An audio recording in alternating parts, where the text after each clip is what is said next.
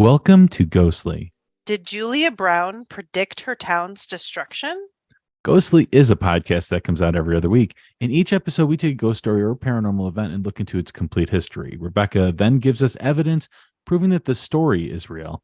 And my job is to debate those pieces of evidence and get you, the listener, prepared to vote on if it's real or not.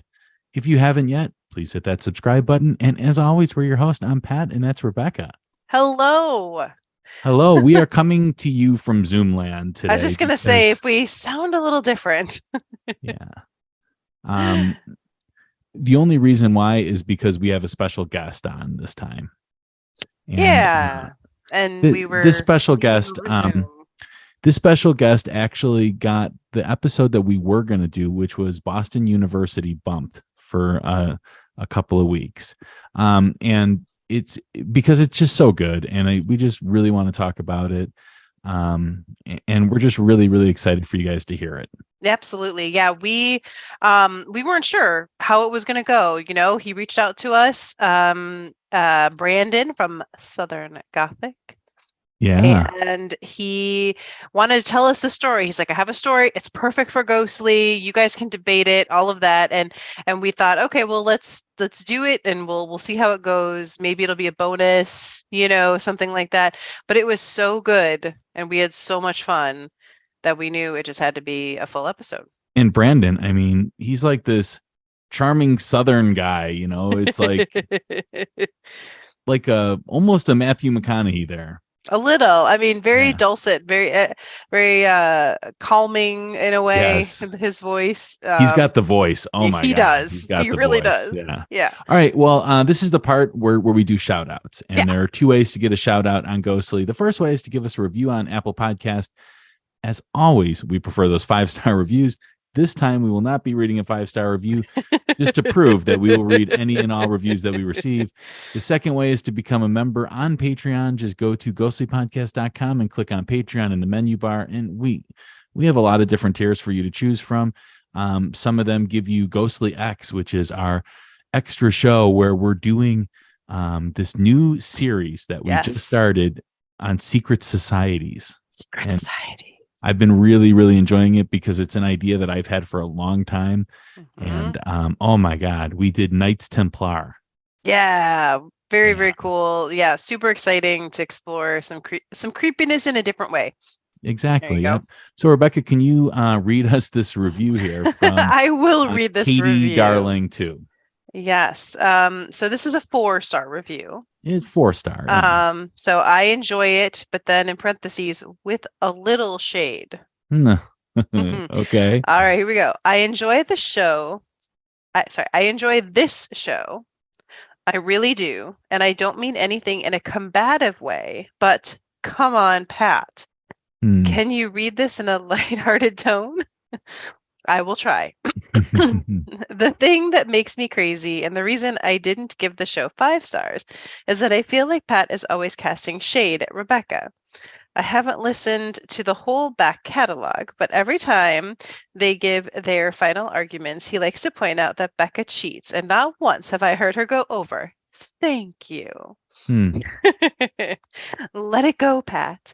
Becca does a really good job of telling a spooky story at the beginning, but Pat is so dismissive, and I feel like the whole time Becca sounds apologetic for how spooky everything feels to her.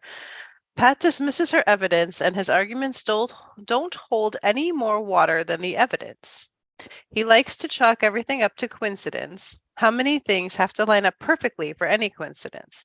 Any coincidence is supernatural, so thanks for strengthening the argument, Pat. Or he says it's environmental, and I like to hear what he thinks it could be, but he also has no evidence to support his claims. The window could have been open. Yeah, maybe. The one where he said the door had to close really slow or super fast and angry. Is there some scientific research on that? I listened to one episode with a guest that was more on Becca's side, and she sounded more confident, and then it showed in the polls. That's the other thing. When Pat wins, he wins, but when Becca's percentage is over half, they tie. Nah. Also, don't be so dismissive of people's feelings. That's what makes an experience what it is. I'm obviously a believer and I really do enjoy the show, but I had to give a little shade back to Pat. XOXO. Well, I mean, I'd like to speak just a little bit to some of these things. First of all, Rebecca doesn't typically go by Becca. She goes by Rebecca all the time. That is kind of a thing for her too. So I make sure to do that. But Rebecca is one of those people that I've known for a long time. So when you know people a long time, you just you poke a little fun at them sometimes. I mean, at least I do. That's my sense of humor. I mean, no disrespect for it. Rebecca doesn't cheat usually. She did cheat in one episode, which was a Skeptics Day episode. If you want to go back and listen to some of those, you'll hear it. And it's just funny. It's just some people actually tell me that they love that part of the show. Like Mondo told me the other day how much he likes when I, like rib on you a little bit. So, Well, oh, sorry, you finish up. No, and and by the way, the stuff that you are saying about the environmental, I've only used environmental one time, I think, and that was like the last episode. Well, I think it depends on what you mean by environmental, but I don't Oh think that yeah, that's an invalid argument to make. I think no, if someone says that they felt a cold breeze, it's a valid question. Was there a window open? I don't think that's something yeah, to avoid saying. no, but And Katie, I just want to say too that I respect Rebecca 100%, and she is strong enough to stand up on her own. I always like when she pushes back too. And about the polls, you know what? That is a game for me. I play that. I'm the one that puts the poll results in the script that we have. So I know what the poll results are beforehand, and I'm playing why dumb are you revealing all of this? because it's time. It's time to unveil that I secretly do a lot of the ghostly work here. And Oh, uh, I see. Uh-huh. yeah, I mean, you do your stuff, I you do do. your evidence and you do the show notes, but I mean, I do a lot for Ghostly to keep it on the air. I love Ghostly. I love my fans. I love even the believers. I love you guys all. I appreciate and respect all of your points of view. And I don't do this. I mean, I do rib on my friends in real life, but I don't typically debate people's ghost stories in real life, just so everybody knows. No, we love to hear your ghost stories, and I don't want to belabor anything. It's we really do appreciate feedback. It's always fun, and I think to be honest, when I read the first sentence, I didn't know whose name was going to be coming. I enjoy the show. I really do. I don't mean anything combative way, but come on. It honestly could have been Rebecca or Pat because there are absolutely could have been one of our skeptic fans writing in and going off on me. And how can you believe that? And I mean, what a silly thing to say. It's very easy to kind of go either way. So we appreciate it because I know that's part of the show. But for me, just know that yeah, it we do joke with each other, and I can stand up for myself. I try my best to make good arguments. Hopefully I do. Hopefully You they absolutely sway do. You people. absolutely do. And yeah, I mean that's all we both can do. And I'm good. I don't, we it's fun. So I understand that as a believer it can be frustrating when there's somebody that's coming back with arguments, but guess what, it's also frustrating for the skeptical listeners when the believers come with their arguments too, and that's why we let you guys decide, right? Yeah, That's the fun. absolutely. So we're Absolutely. just presenting thoughts and then you guys get to decide. But Katie, not to cast any shade on you or anything like that. I just wanted to reveal this because I don't want people to think that I am disrespecting Rebecca. I never would. I believe in her 100%, even though I'm not a believer. I'm a skeptic, but I believe in Rebecca and I enjoy everything that she does. I enjoy what she brings to the show. I enjoy the ghost stories. I really, truly do. I'm not against them. It just, that's what the show We just had is. to stop him talking in the middle of the ghost stories. That's all. That is definitely, yeah. It was one thing that I was told. I was told to stop talking during that. Let the So. mood be. All right. Well, do you think we should move on? Yeah, I do. Except let's skip the polls this time because it's just No, no, no. We just talked about Rebecca. this whole voting thing and that we need to share this information, that it's up to the listeners, right? Yeah, So, it is up to in listeners. our last episode, we talked about the Terrace Inn in We did, Petoskey, yeah. Michigan. And we had yes 52.6% and no 47.4. I'm not going to say that that's like a tie. That is not a Uh, tie. but I mean, when I say that though, I'm joking, but it is like we are on a ghost podcast, and for the skeptics to get 47.4% of the votes means something. So that means that you believers need to get out and vote even more. You need to Yeah, well, kill I us. mean, I Kill us think it's skeptics in there. well, I think it's fun because it just means that our listeners, we've got half A and half, diverse, yeah, we have a and they kind really of diverse go, crowd. slightly Yeah. one way or the other. What was our rating? The overall rating, so people can vote on how haunted they believe something is. One is not haunted at all. 10 being the most haunted, kind of like what we do at the overall ratings, although you can't give a 0 because our system doesn't allow it. So 4.32 was the total, which, is pretty fair, I would say. Terrace Inn was yeah, I mean, there was some compelling evidence. What am I gonna say? It's like there was that video. The door did close. I don't know how else to say it. I will say that I don't believe that it is that has anything to do with any kind of hauntings or anything, but you can. That's the whole point of this That show. So, is, it's been voted on. So, yes. yay. All right, so we're gonna take a quick break and then we will just go right into the interview then. Okay.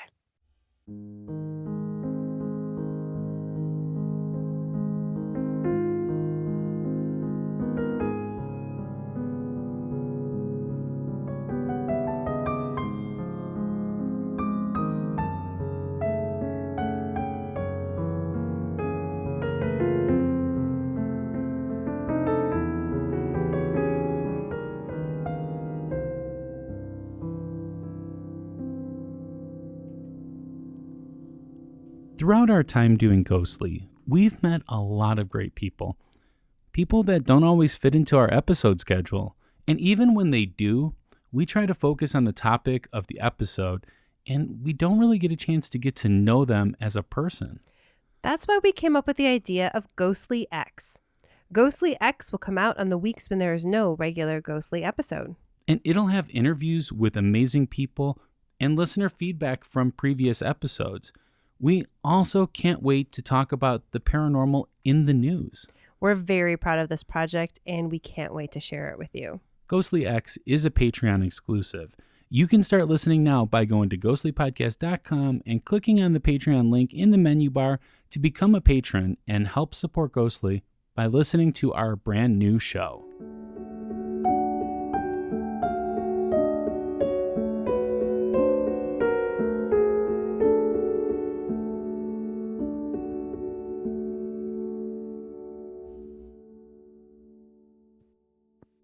All right, so this interview is brought to you by Tarot by Ta.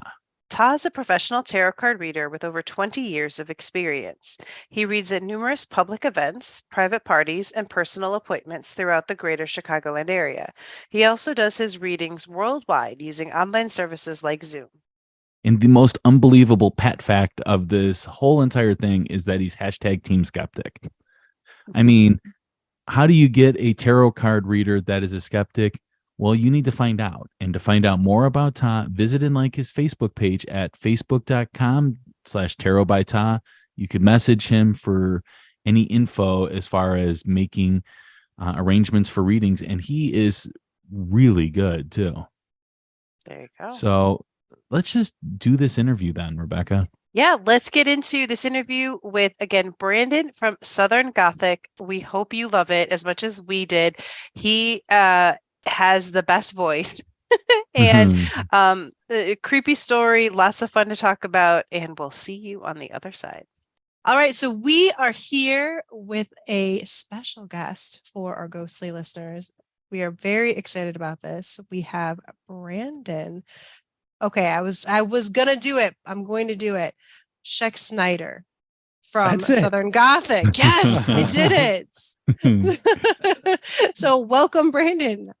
Thanks for Thank you coming so on. much. Thank you. Thank Yeah. you for trying that last name as well. I really appreciate it. You did not have to. So, But you notice Not that a problem. I did not try it because I get in trouble for my pronunciations. I'm a Southside Chicago boy, so I mispronounce everything. I say sausage weird. So well, I mean, I'm in New Orleans yet, so you get me going, and people complain about my accent too.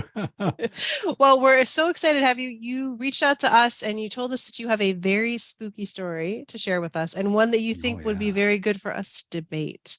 And so, I'm excited to hear it. But before we do that, why don't you tell us a little bit about your podcast? Why don't you tell us a little bit about your podcast and kind of how you Sure. got into the Gothic stories? I guess we'll say that. Yeah, absolutely. So my show is called Southern Gothic. So obviously I tell Southern ghost stories, as is in the name. I also talk about like dark history and true crime and that sort of stuff. Now, my show is a little different than Ghostly because it's just me talking. It's a narrative podcast, right? So but everything's man, you capture people's attention though. I mean, that voice. Well, appreciate it.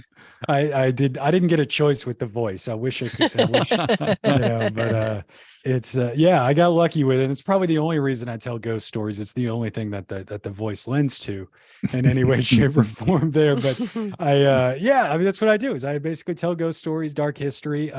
We kind of stick to the more history side rather than the kind of super paranormal, because we really like to dissect stories and break down the history behind it, the cultural context, things like that. So it's less a skeptic versus not skeptic or anything, and more a look at the contextual elements over time, and we'll let you decide if it's spooky or not, right? There you go. Right. But we ghostly fans love history, so I Yeah. know they're going to be excited to hear. But that Well, I leads tell us. people, a lot of people get into the paranormal and get into ghosts through history. And Yeah. I do ghost tours. I do ghost tours in the Franklin, Tennessee. It's right south of Nashville. It's a little Civil War town. And a friend of mine owns a tour company, a haunted tourism company. So I do some seasonal work for her when she gets really busy. And I love going out. I mean, this is how much I love telling ghost stories, right? 'Cause I love going out there and doing that. But what I found in that community of those haunted tourism folks like that, they all come to it because they like history first. And a lot of them might have even wanted to do like a daytime history tour. And that might have been what they wanted to do. But they found that more people were into the storytelling of the ghostly stuff, and they kind of find their way moving over. And ding, it's ding, ding, ding, ding. I mean, The ghostly totally. word. So sorry. Whenever somebody No, says you're right. ghostly, just naturally in a sentence. Do y'all it's do that always- drinking game or something? Yeah, here? we should. Oh, we Maybe should, our yeah. listeners do. I Yeah. don't know, but Okay, but that leads me to the question, Brandon. Are you a believer? Are you skeptic? Where are you on that scale? All right. Here's what I got in general. So I've been doing this for a while now. Sure. I've been doing this over 5 years at this point, and we've kind of come through these different places. And I've found that a lot of my beliefs have evolved over time because I come to this as a storyteller rather than like a paranormal researcher. Right. Okay. So yeah. What ends up as well as the fact that as a tour guide in a small conservative town of Tennessee, I know everybody's weirdest day. Because if you can imagine this long-haired ghost storyteller guy walking down this beautiful Disney World Main Street in Tennessee, small town Main Street, I stand out. So somebody wants to tell you their weird things that they've experienced. sure. And, I mean, it's yes. just, it is what it is. You is, kind of yeah. get that. And so I've kind of come to it where I've learned a lot that makes me incredibly skeptical, to where I feel like 99% of what we hear is just totally not real and BS. See, it just Rebecca? doesn't, I know, but there is this like 1% that like I hear or something that I've been around and all that, just it's unexplainable. Yeah. And it lives in this space where I just don't, to make the answer really succinct, it's almost like an agnostic belief at this point of Sure. I can't explain this. I don't know if it's a ghost. I don't know if it's this or that. And, we've done all this research and understanding what like voodoo spirituality is and Golics and all these different things. And man, there's something that's each group and each religion is found in that. And it's just wild. So I can't answer the question in the way that most people do, but I sure as heck try. I mean, I went to Waverly Hills in December and did an overnight thing, and it was like 20 degrees. We were out there. I mean, bundled up, and I didn't have an experience. So like, you can say that might be a cop-out answer or not, but I'll go in 20-degree weather in Louisville, Kentucky at night and look for it for sure. Yeah, that's definitely one of our destinations we want to go to. We did an episode on it, but you know what? It feels weird that we've never been there, and we should go there. So one day. Definitely on our list. Sorry, because I know the listeners are going to be thinking this in their head right now. Pat's good friend Mondo makes up a song whenever he's on. And when we were talking about Waverly Hills, it was Waverly Hills. That's not where you want to be. So I have to sing it because yeah. Oh, it was a treat. I had a blast. I bet. I've heard really great things about it. Yeah. It's so, I mean, you're ready for how big it is, but you really aren't. Yeah. And you're there at night and they pretty much, you go kind of do a little guided tour of it. And then they just let you loose for a few hours. And that's just awesome. wander around. And it's, and it's just super creepy. It's really, I tell people a lot of times when you go to places like that and you do these stories like you're talking about and you go somewhere, there's just nothing like the power of place. Yeah, definitely. I mean, if this is haunted or not, the walls talk to you, whether or not that's paranormal or that's just, the History. stories. Right. Yeah. Well, speaking of stories, we're really excited to hear about Julia Brown. That's who you're going to tell us about, and not downtown Julia Brown, right? No, that's not from MTV. You're aging us right now. I know, right? I do that all the time. No, yeah, that's definitely a dad joke right there. And I would know. So, yeah, I'm going to tell you about Julia Brown, who actually she's from down in my neck of the woods, down in southeastern Louisiana. Awesome. So, I grew up down in New Orleans and grew up right off the Mississippi River, and we were.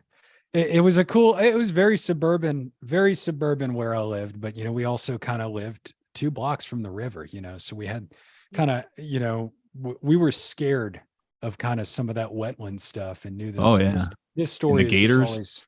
Always, totally, you were aware of that, you have, I'm sure if you've watched any hurricane coverage ever, there's levees up and down the river, right, that are supposed to protect the river from overflowing. And every winter as the snow melts, the rivers get higher and then they go back down, and when they go back down, there's this like kind of marshland in between the river and the levee, and kids play out there. And of course this story just reminds me of something that I would have run into, right? Like you think you might run into this in this little part of the woods, but the story takes place in a place, it's called Frenier.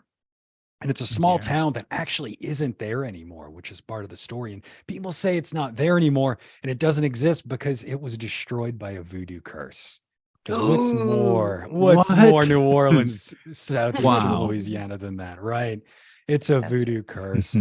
So if you head out of New Orleans towards Baton Rouge, you head west out of New Orleans, and you just end up on these long stretches of bridges over just straight up swamps. Just swampland. And about halfway between New Orleans and Baton Rouge, there's a spot. It's called Manchac Swamp, where you can pull off. There's this great seafood restaurant there, by the way, called Middendorf's. But that's the spot that we're talking about. Oh, wait, do they have crawfish there? Oh man, they got it all. It's the place where like you are eating something that was alive at 4:00 this morning. Oh my God, I want to go. I love New Orleans. I love that area. I love the food. I love the culture. Man, you're speaking my language now. Oh, this is swamp people food for sure. I mean, best fried oysters and all. So Wow. out in the middle of nowhere. I mean, this is hands down out in the middle of nowhere. You know, they have a Wow. dock right up to the back of this restaurant. But this restaurant, it's a couple miles away from the specific spot we're talking about, but it's the same swamp, a very isolated place. Mhm. And back when we're talking about, we're gonna go back to early 20th century, early 1900s, 1915 to be exact. This town was out there, and there was no way to access it at that point. You couldn't drive out there or anything except for railroad. There was a railroad that came through town, Wow. and obviously boats because you're going Yeah. through the swamp, right? So very isolated community. It was called Frenier. It was mostly made up of German immigrants at that point. They grew cabbage out there, and they were farming timber. So all the cypress that was, they were cutting down all these cypress trees and everything out there and making a ton of money doing it. But it was a small community. It was small community. So what I'm going to tell you about is this woman named Julia Brown who lived in that community, and she didn't really fit into the community, right? Okay. Julia Brown, she was born an enslaved person, and her Mhm. husband, Celis Brown, he actually fought in the Civil War for the United States Army as part of what was called the U.S. Colored Troops. Okay. Okay. So, Yeah. so he went and joined the U.S. Army, the North, right? Yeah. And fought for them. And as a result, he was paid in a land grant, and he was given land out there in the swamp. And that's where Julia and her husband moved out there. And they owned 40 acres out there in the swamp. So they were one of the largest landowners, even in this community. Yeah. out there in 40 Frenier. acres. That's huge. Oh yeah, absolutely. Now how much of that was actual land and how much I of it was mean, marsh farm? I don't know. Yeah, but, that's right, you know, but but still, yeah, that was that was something. a big deal. So they were out there, probably grew cabbage. He probably that's what they had, something called Frenier sauerkraut, which was like their cash crop out there at that point. Nice. Right? Mm. It was nothing to do with the voodoo, but so anyway, so Julia, she lived out there on the edge of town and all, and they say that for the longest time, because this community was so isolated, that she kind of became the local midwife, that she was actually practiced voodoo. And that Mm. anytime somebody got sick, anytime somebody needed something, well, you'd have to take the train into New Orleans for a doctor.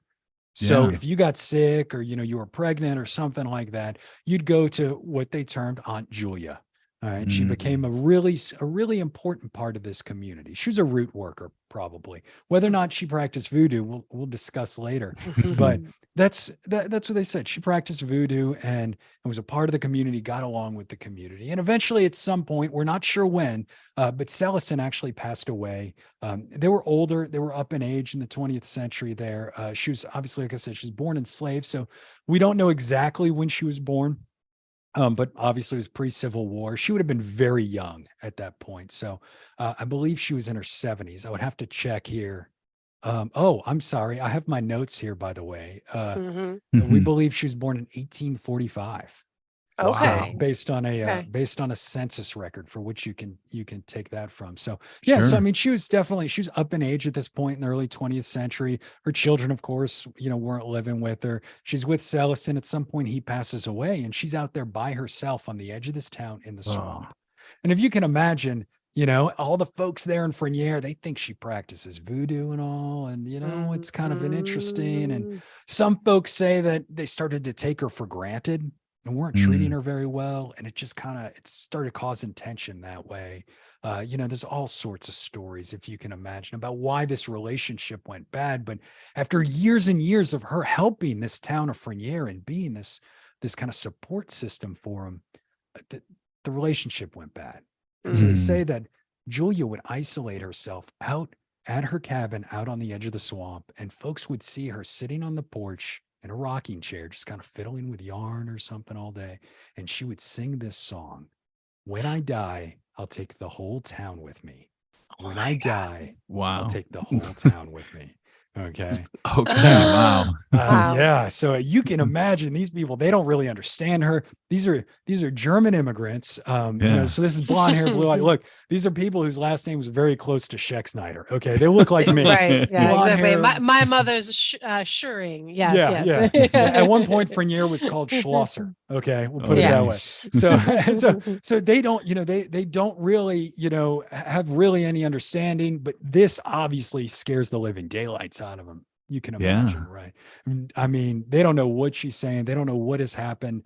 But she's still sitting up there just fiddling with this, and they don't know what kind of powers she might have.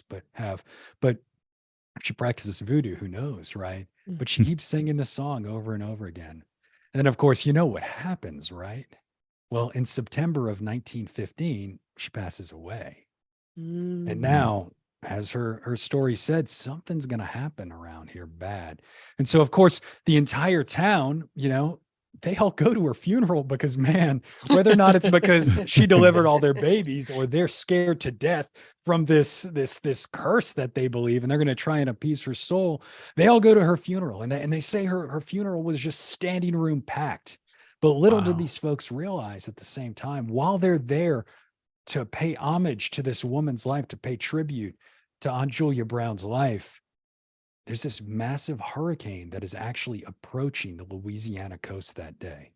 And Mm. they don't know what's coming. This is prior to named storms. It's 1915. It's a good chance they knew a storm was on its way. They might have seen it in the newspaper a day or two prior. If the railroad came by, threw a couple Mhm. copies of the newspaper, Yeah, but might have not the known. severity of it, though. Yeah. Exactly. No idea what's about to hit them.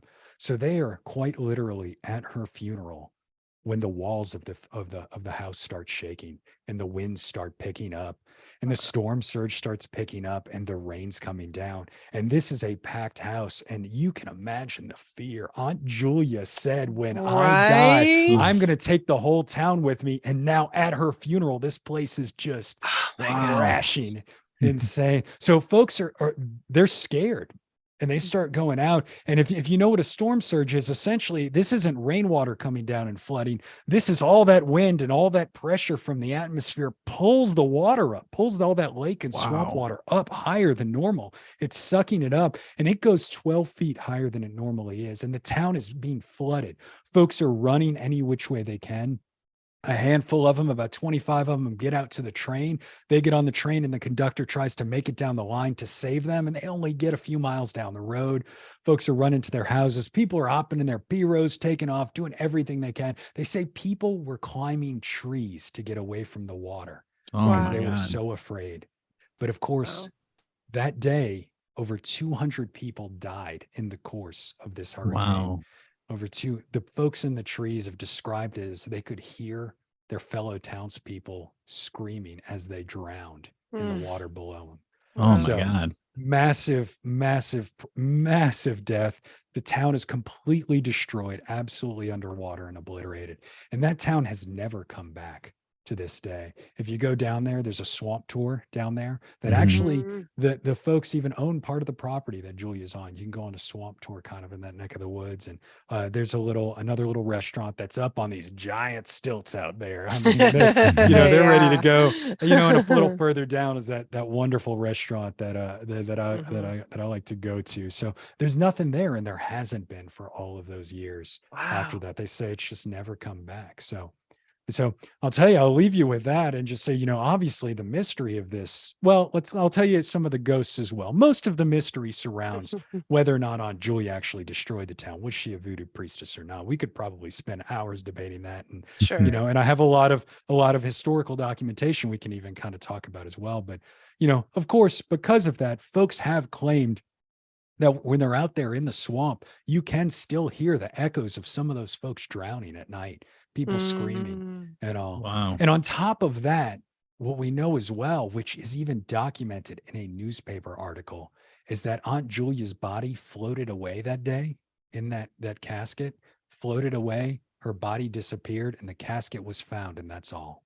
Oh, So Oh my man. people gosh. have heard her laughing out there. Oh, Wow. There's, as I mentioned a little earlier, we found somebody on Reddit about 8 years ago, actually posted a story about stopping out on I-55 out there, and they stopped because the woman, she was pregnant and she had to go to the restroom, and she's like, I've got to go now, and like there's an exit because Yeah. these long bridges in the swamp, there ain't a lot of exits. Okay, so they found Right. this one exit, and a story about she's out there, hiding behind the truck, and this old woman comes by and she's laughing and says hi to him, and then she disappears. And there's this, so there've been some people who have said they've Wow. sighted her there. The traditional ghost stories, most of the Sure. mystery revolves around, look, is this really Aunt Julia's doing? So I'll leave that to y'all. Ask away. Yeah. However, Wow. let's go the ghostly way. Take a shot, right?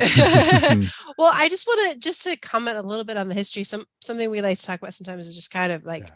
kind of placing things in the world. And Mhm. like so I came into this cold. Like Pat Okay. did send me an article and I kind of Mhm. looked at it and then I was like, no, like I just want to hear the story from you and Yeah. like go with it.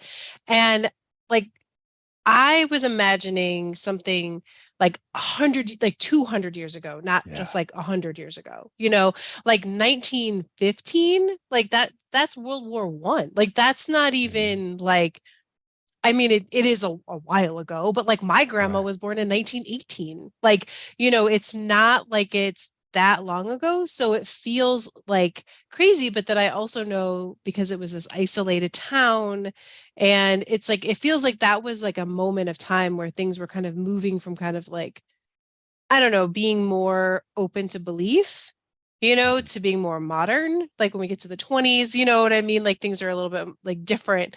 And I don't know, I like just any Yeah. thoughts on like how that time frame Yeah. How that maybe affected played a it. part. Yeah, I don't know. It's an Yeah. interesting thought. So Well, it's interesting. You're right, because when I think about what's going on down in New Orleans at that point, so if that's the closest spot, and you're talking Mhm. about 1915, it's right before World War One. Mhm. So you're looking at that. That's the time the birth of jazz right there. Right. That Yeah. is that is, if you want to picture what New Orleans looked like at that point in time, this is the spot in time when that new Interview with the Vampire TV show came out. If you've Oh seen yeah, that, yeah. they You kind of loved that. repositioned when it That was. show is awesome, by the This is way. the time. Yeah, Yeah. it's incredible. They put it. This is the time of Storyville.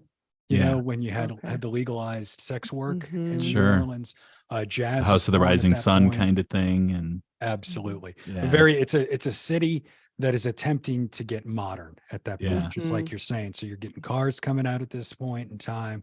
This is the same time frame as the axe murderer, actually. So he, Oh, the New Orleans axe murderer. So yes. whether or not you believe he was connected to the previous man named as the Cleaver, which was in, I believe, 1914, the axe murderer, I think, was 1918 and 1919. Mhm. This particular period of New Orleans history, and right there, and part of the reason I even bring up the axe murder is it's a period of a lot of immigration as Mhm. well. Mhm. So that's why these German immigrants were there, because New Orleans is a port city at the end of the day, right? It's a port city. It's Right. why I don't sound Southern. A lot of people say I sound more Canadian than anything, because I grew up around all these. I have my best friend's family was very Italian, right? And even though I Sure. had Mhm. German ancestry, all my ancestors spoke French, and and it was this really weird amalgamation. And that period at the turn of the 20th century was the final part, because that's when a lot of Italians were moving in. There's another wave of the German culture there moving in. So I Yeah. mean, y'all are in Chicago. I mean, it's a Yeah. similar, Oh yeah. at that point in time in Chicago as well. So Well, yeah, Chicago and New Orleans are very connected. I mean, if it wasn't for New Orleans, we wouldn't be Chicago. And if it wasn't for Chicago, you guys would struggle to have been New Orleans as well. oh, Very absolutely. connected with Because of the all the trade and stuff that yeah. went through. And I And struggle with this story because Julia Brown, there was a Julia Brown. She was actually Julia Bernard until she got married. And Right. so that's fact. She existed. It's fact that people did hear her playing her guitar. And she did that all the time. That is noted in history. And I struggle with it because of all the facts that go along with this. Yeah.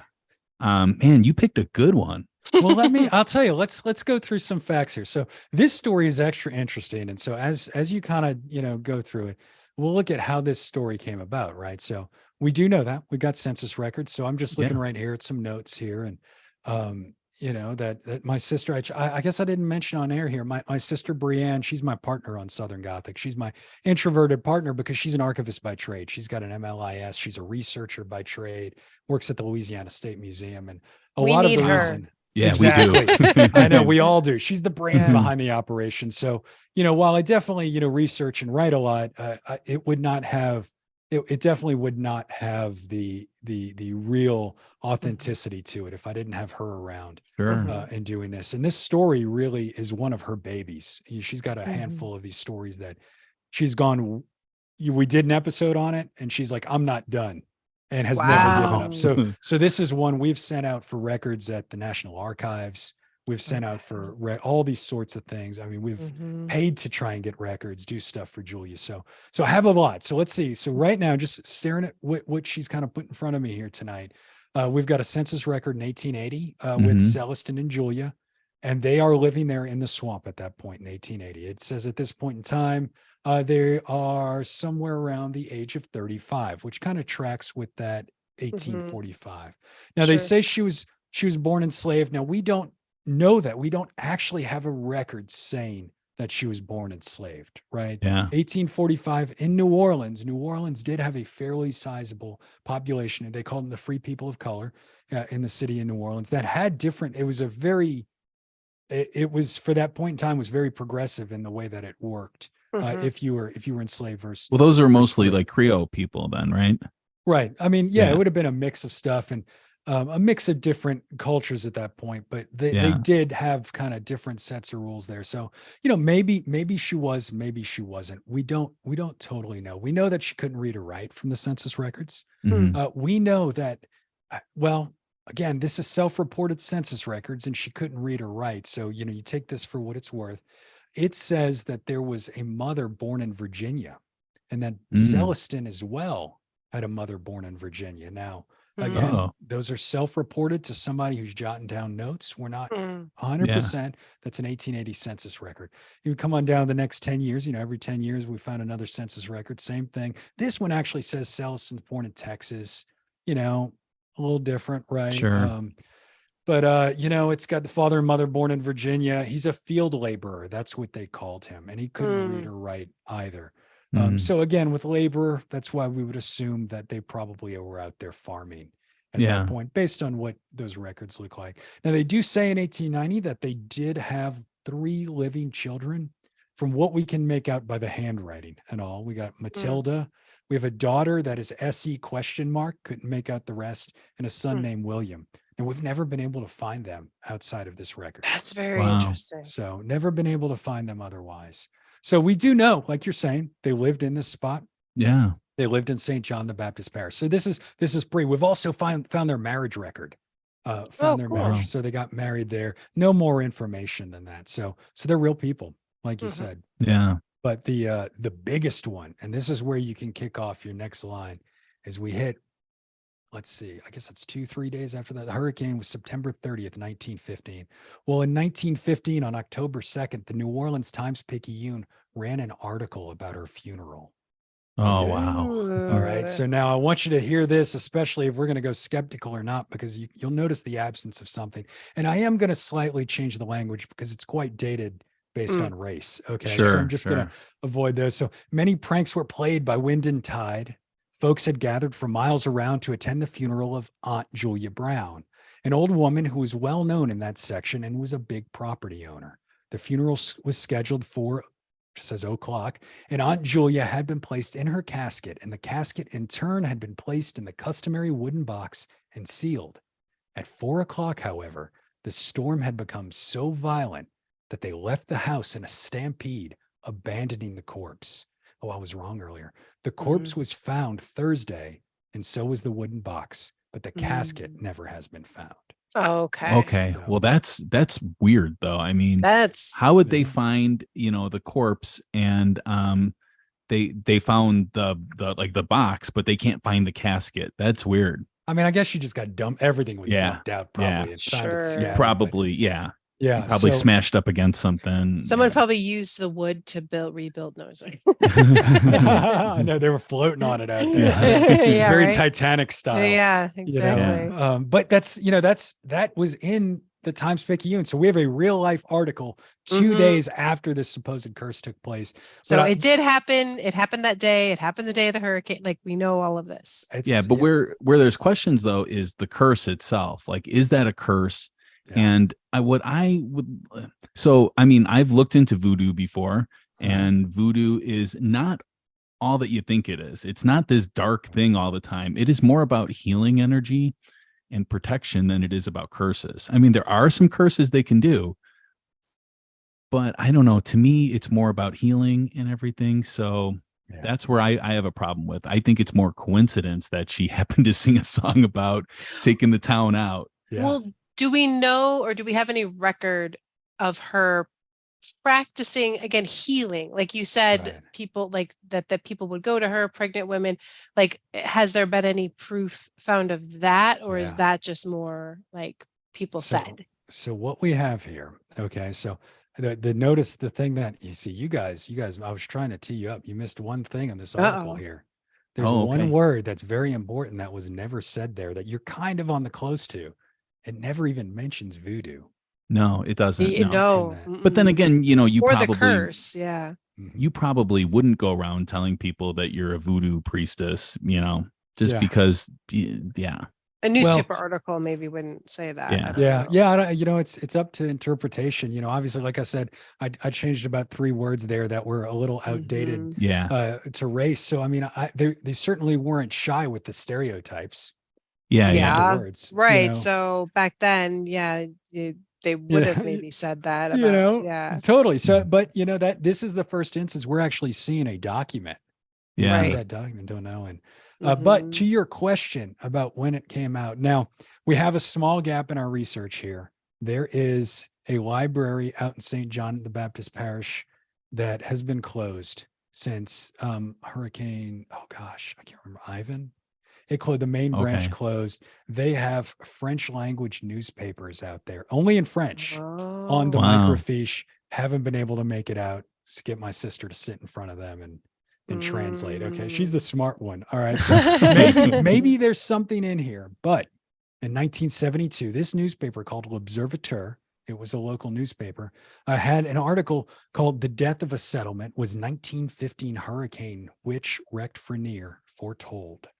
So it was a question. So we know at some point Mm. between 1915 and this article and 1972, this story came out. This story Yeah. took place, right?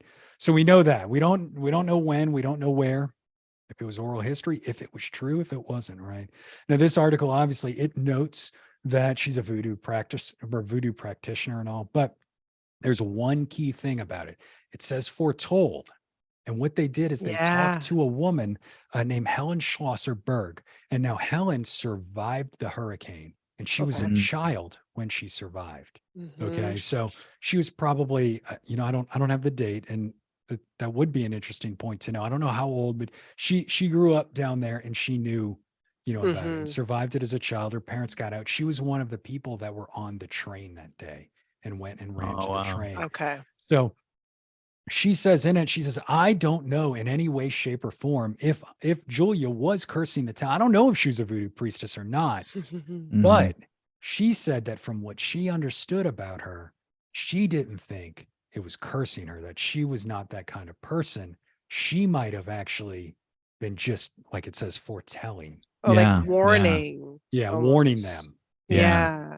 Yeah. So that was her take, and that was 1972. And there's a couple of things pop up over the years, and of course, but as I've noticed over time, and maybe you guys get this with stories too, and down here in the South, there's very, very keen marking points on when stories kind of change and evolve over time. Sure. We kind of just have these points where it's, plantations become bed and breakfasts and all of a sudden they're haunted, like we want to get butts in seats, right? And things like that with the plantation. So you have that kind of period in the 80s where, all of a sudden you have new haunted tourism. But when TV shows of course, started coming out, that was Mm. a blossoming thing. So one of the earliest paranormal TV shows in 2009 called Extreme Paranormal.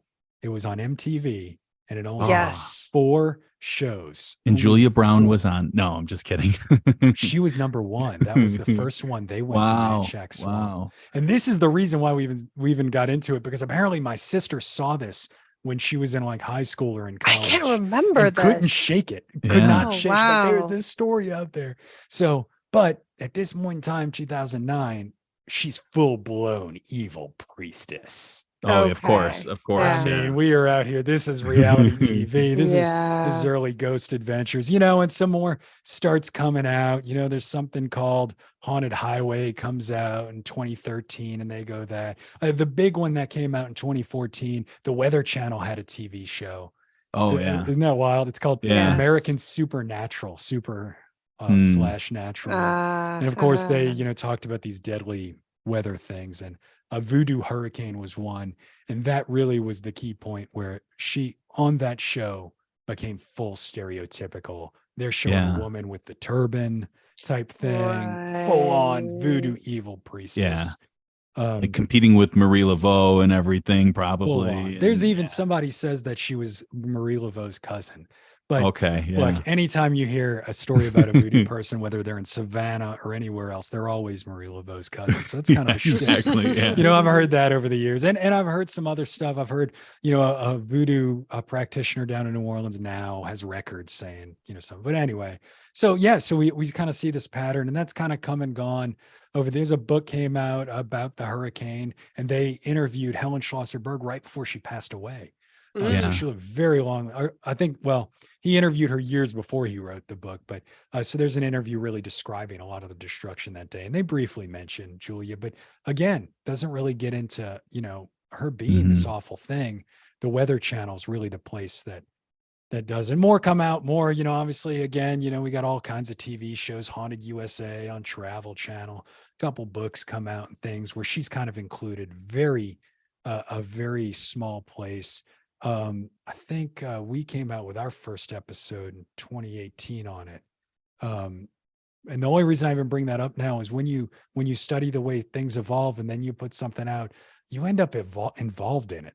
Yeah. Yeah. Now new things we see, we end up in their bibliographies or something. Right. Sure, And sure. so, and then you're like, Yes. oh man, we're making this worse. So, but the key one that I wanted to get to and coming through all Yes. this, because there's of course more, Morbid covered it, that podcast covered it, and it's been in other books, but the And I'm key sure one, Zach Baggins wanted to go down there at some point. I bet at some point it will Buy get the big enough. cabin. Yeah. But the one key one that really goes into this final element of the mystery is in 2020, a show called Atlas of Cursed Places went down there. It's called The Curse of the Bayou.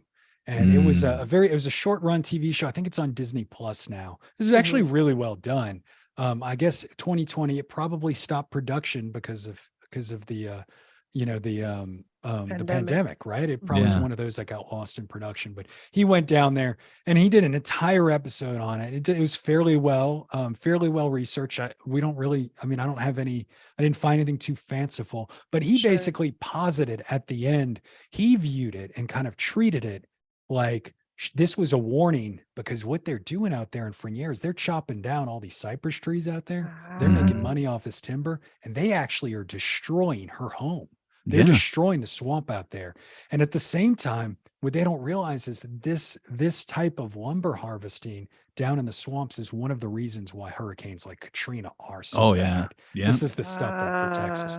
So that's this final point that really posits a kind of a new kind of shift back in. I joke, you go through the early 2000s stereotypes of early TV shows, and then you hit 2020 and we're all environmentally conscious, and Julia becomes a environmentalist today, but again, it's certainly, you can kind of go through that gamut. So that's kind of a timeline of this story. Yeah. So, yeah. It's just really hard because, Julia or anybody in the town, they're not making money off of this. So, and the story that originated there. So it's hard for me to really say. I would say probably her prediction of the town ending probably came after the fact that she, after she perished, and then the town went up and people were like, well, she was a voodoo queen and she probably, put this curse on it. And then it probably came from there, but I have no way of knowing that for sure.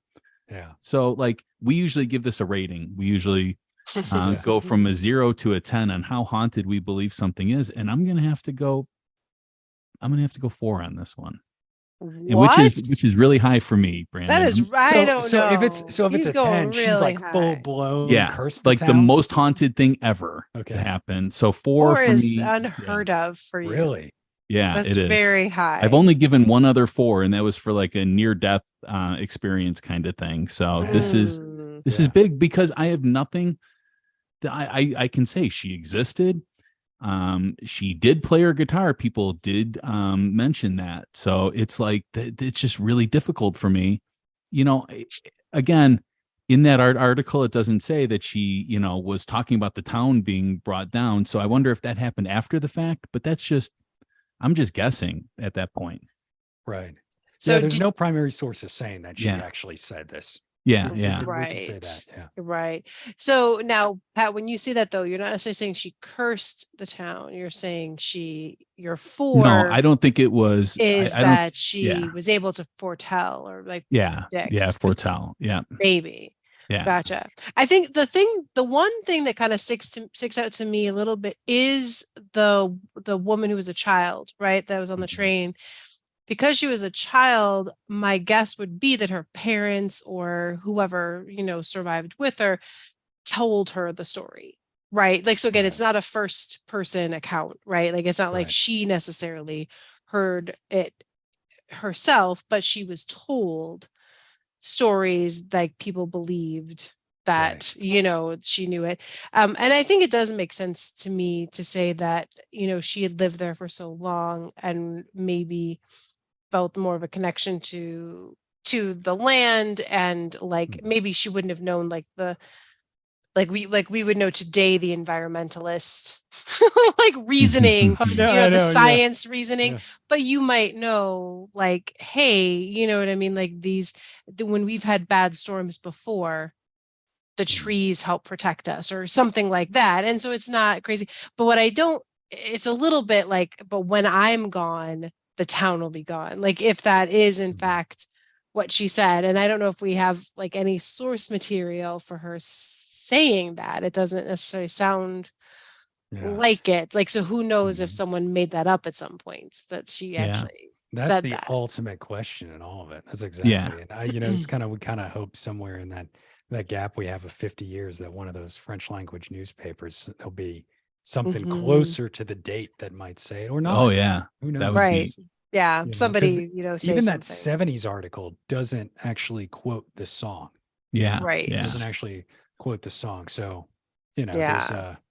there's that option there. There's But an intent thing. Well, and I wondered, and it does. I mean, so I'm also trying to put myself in the place of these German immigrants coming in. I mean, if you think about it, like this is like alien land. You know what I mean? Hmm. Like, how yeah. different could this be from where you came from? Like, even coming to like the Chicago area or New York or something like Ohio, like it's different than Germany, but it's nothing like going to the Oh, bayou. I yeah, mean, especially the like swamps. some of Yeah, the that's swamps, like, it. Yeah, and so and definitely there's race involved there, right? Mhm. Because Yeah. they've heard stories and whatever, and so I'm sure it would be very easy to escalate. So I guess for me, while I would say I feel like yes, it's very possible that maybe she did warn people, get upset at people, like you said, maybe there was animosity and all of that. I don't know that I feel like I have any proof that she cursed the town, but that doesn't mean it's not haunted. Mhm. You know we're what gonna I go to the next mean? spot. Yeah. It's like Rebecca always finds her angle. Yeah. because you go back to that Reddit Yeah. post, right? And Yeah. the idea that the stories aren't necessarily about her, right? I mean, yes, she might be a part of it, but the ghost stories are of the people who died Yes. in the hurricane, and that's different, like, so Yeah. that's where for me as a ghost person, I'm like, well, that's certainly Mhm. possible. And I'm Yeah. curious if there's any other firsthand accounts of people saying, that they've heard the So cries or any of that's that. a whole as well. So I've heard a lot of discussion. The cries of the folks who drowned are the main one that Yeah. people Mhm. talk about out there. You don't hear a lot of stories about Julia still being out there. Mhm. The Reddit thread, it was 2015 Mhm. when this person posted there. I have not found any other personal accounts. Okay. You guys know when you go and you read a book, It's or even hard. us sometimes, like people say, local lore, Mhm. Mhm. like, Right. I don't, sometimes it's people say, but it's like, well, my papa told me that, Yeah. Right. Mhm. and so I don't, that Reddit thread is probably the main one, but that Reddit thread, while it does give a very colorful, and somewhat believable depiction of this chain of events, and it doesn't talk about her in it. Mm. Okay. It doesn't mention that this is her. it's in the comments that people start saying, this is who we think it is, right? And so there's even, Okay. so they even came back and kind of edited on the bottom there, that this is, somebody sent me this could be it. Now, that being said, if we want to go skeptical route here, if you want to go further back to zero, that is the point in time, 2015 that would probably be right after that Weather Channel show came out, when it was full on cackling voodoo priestess.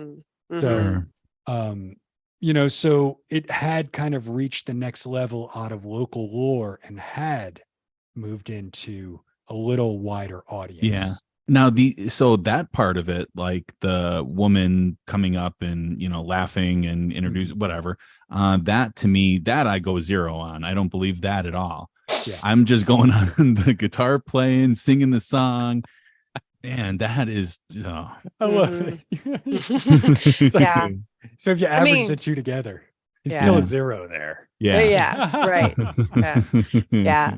I mean, it's for me, as far as like her maybe making a prediction, and and I don't know, this is where we get into, you're talking about the 1%, right?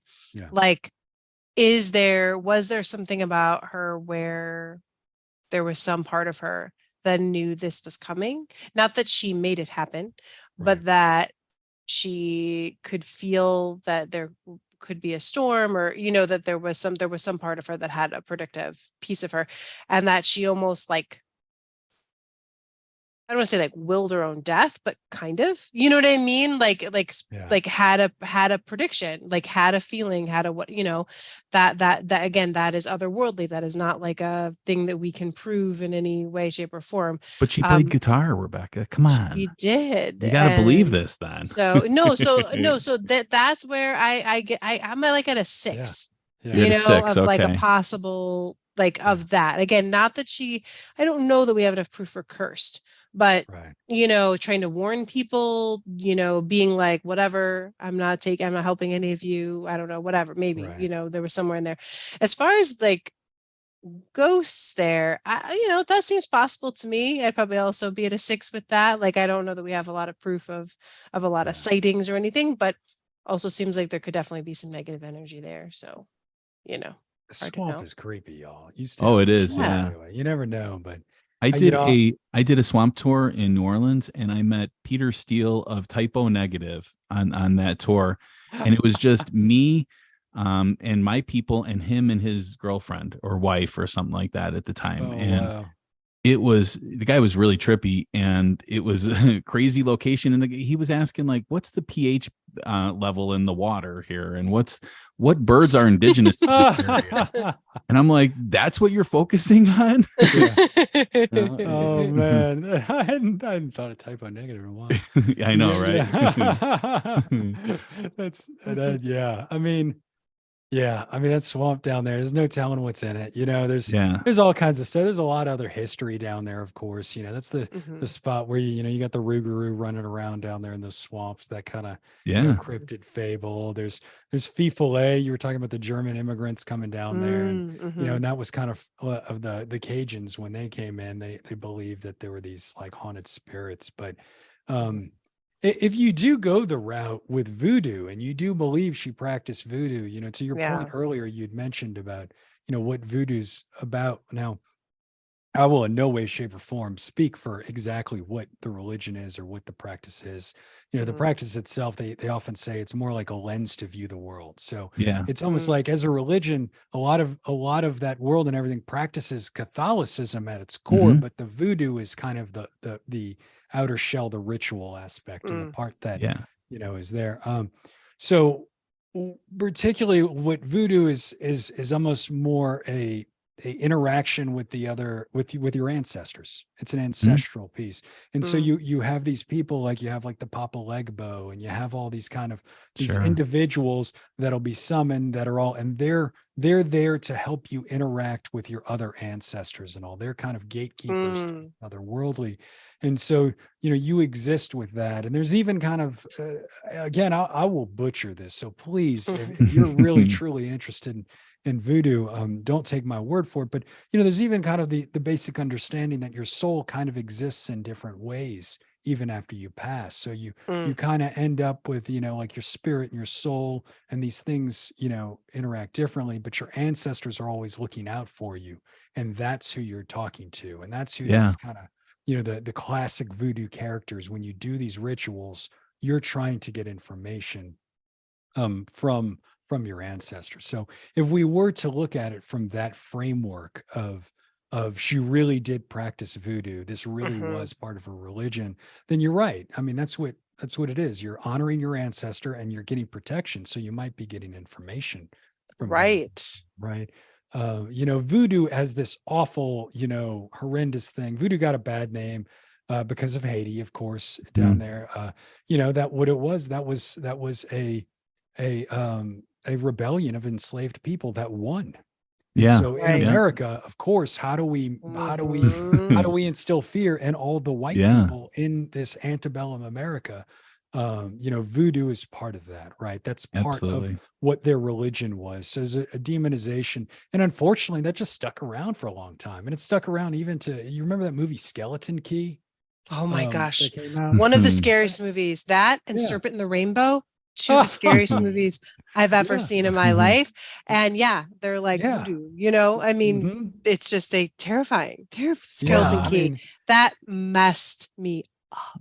I yeah, don't know and what it was, but I was totally not butchered ready for voodoo, that. but it Yeah. Yeah. was. Oh It was yeah.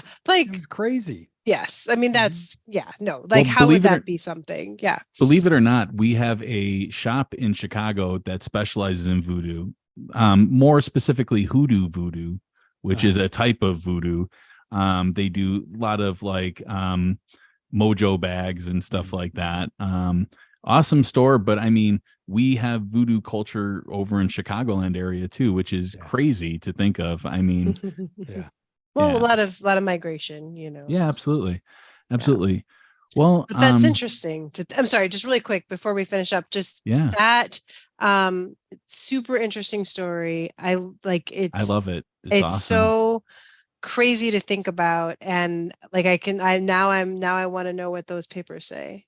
Yeah. I know. At the I'm dying library. to. I want to find out more because people talked, and so it's just a question of who did they talk to and did anyone record it, Yeah. anywhere. Yeah. So Yeah. interesting. It'll be interesting, or it will be a total brick wall. Anybody that Yeah. does genealogy knows, you think you got when we found this marriage record, we thought we were going to find the next thing. We saw there's a marriage record digitized. You can go get here, and Mhm. it took us like a week to get it because you had to go to a library that had this special subscription to this Mm. service, and went to it, and we thought this was it. We're going to find their name because marriage records have parents' names on them usually. Yeah. Right. So we thought we would actually find something to verify the Bernard name, like you guys were saying, and Yeah. really excited about it. And then I go get that marriage record and send it to my sister, and there ain't nothing new on it. There's a little, I take it. There's a little bit, but it wasn't, the breakthrough. So Right. you Yeah, never yeah. know. Right. But Yeah. but it is a fascinating story. So I'm glad I got to come on and tell you guys about it. Yeah. And I love that you guys are so interested in all the little nooks and crannies of the story as well, because that's what I find fascinating. Oh yeah, Yeah. absolutely. I mean, I analyze everything like that. And when we Yeah. do a history, I only include just the facts in mine. I will only say this is factually what I know to be Mhm. true. Whereas, Rebecca's Gives the side then facts of the ghost stories. but I mean, she talks about like the legends and the Yeah. myths and stuff Yeah. like that, which I love to hear. It just that's not my bread and butter because I'm not a believer, so it's difficult for me. But I give you a 4. I mean, that's pretty high for Well, me. I'm excited because I definitely think we have to put this out for a vote for ghostly listeners Ooh. to Yeah. vote, and we'll find out what they say as far as if they think it's haunted or not. Yeah. Yeah. Well, For sure. thank you so much, Brandon, for coming on. Where can they find you? Sure. You can find me on all the major podcast apps. So anywhere you listen to Ghostly, you can find Southern Gothic as well. Or you can come to our website, southerngothicmedia.com. We're also on the Facebook and the Instagram and all of that kind of stuff under Southern Gothic, the podcast. So come on out, hook up with us, and we would love to have y'all check out a couple shows. Yeah, well, I mean, yeah, we've been listening to you for a little bit now, and I love the way that you tell the stories, and I love that you don't put your own opinion in it. It's just, you're just saying what the story is. And Well, that's, yeah, it's great. Sorry, I was gonna say it's a vibe. it It's is. like Yeah. that's when I listened to it, I was like, this is like I'm in a mood. I want the creepy Yeah. music. I want the creepy story. I want but real history with context Yeah. and like all the things, but yeah, it's like it's definitely like you're in a place, like you feel it. So that's Yeah. really Well, fun. I'm glad that hit a mark. I want you to feel like you're in the swamp with me and you Mhm. can't get out. Yeah. Well, thank you so much, Brandon. And for our ghostly listeners, we really want you to check them out. Go listen to them anywhere you Yeah. can find podcast.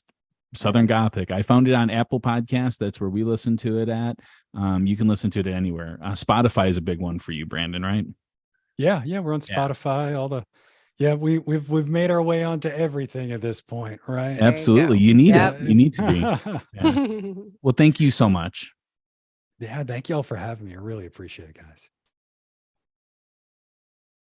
All right, Rebecca, we are back. It's been a couple of days since we did our talk with Brandon, Mhm. and I just wanted to see if you have any other additional thoughts about this. I think to go back to our question, right? The official question for this episode, which is, did Julia Brown predict her town's destruction? I think yes. I don't Yeah. know that she caused it, Mm-hmm. but I do think she may have been able to predict it. Yeah, that's it's kind of like there's no proof that she caused it. But there is some proof that she might have predicted it, and that's why I gave it a 4. I don't know if it's supernatural based or anything like that. To me, it's like I can't argue that. There is fact that she existed. There is fact that she lived on the swamp. There is fact that she would sit out on her front porch. There is fact that she would play her guitar and sing songs. Yeah. Did I she mean, make a song about the destruction of the town? I don't know, but I think it's it's possible. very possible that she did, just because it is apocryphal in some ways, meaning it's something that people say they heard, right? Yeah. But the fact that young girl, like, her parents seem to believe a lot of this stuff. It's hard to know. Again, I don't know if it's supernatural either. I think it could just be that she just kind of knew the environment and knew how things went, but I don't know. There wasn't necessarily any evidence that she had lived through such a big hurricane before, so I'm not sure if she would recognize the signs. So, maybe she did get just some sort of premonition. Well, that I will say that spiritual. everybody that lives in New Orleans in that area knows that there are hurricanes that can take out everything. You know Sure. that because of the flooding that happens, if 5 minutes of rain, it floods. Yeah. There's not enough pumps that are working. There's not enough. It's just not designed to be able to take on that much water. Right. But back then, they didn't have, the, channel whatever weather report, that would give you especially where they were. Yeah. So I think it was a little different. But anyways, it's an interesting thought. Yeah. I hope if they get some more evidence that we can have an update episode at some point in the future. I would with love him. to I would love to be able to change my my rating from a 4 down. So I'm Yeah. hoping that they have evidence against it, but we'll see. But I want to thank everyone so much for listening. Please share us with your friends and family, as word of mouth is our best advertisement. Remember to hit that subscribe button if you haven't done so yet. I don't know why you wouldn't.